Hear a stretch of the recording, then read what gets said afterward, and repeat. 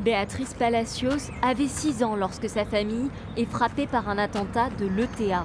Un colis piégé explose dans les mains de sa mère et la rend infirme. Ça a détruit ma famille, ça l'a déstructurée. J'étais une enfant triste, déprimée, sans envie de vivre.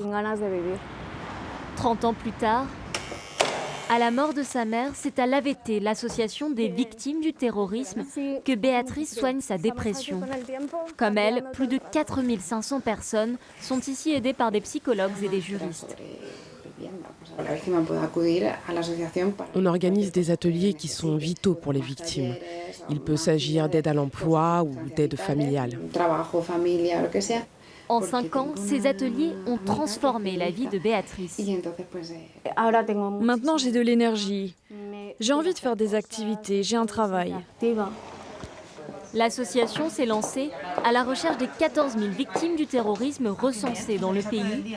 Un système de soutien exceptionnel rendu possible par la collaboration entre les associations et l'État espagnol. Nous avons une loi nationale qui date de 2011 d'aide aux victimes du terrorisme. Il y a même un bureau de soutien aux victimes au sein du ministère de l'Intérieur. L'Espagne est le pays européen le plus touché par le terrorisme. En 30 ans, les attentats de l'ETA feront plus de 800 morts. Puis en 2004 et 2017, les attaques djihadistes de Madrid et Barcelone ensanglantent le pays. Un lourd bilan qui a poussé cette université de Madrid à créer un programme unique.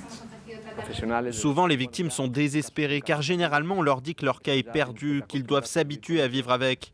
Nous avons démontré que la moitié de ces cas soi-disant désespérés s'améliorent avec notre suivi.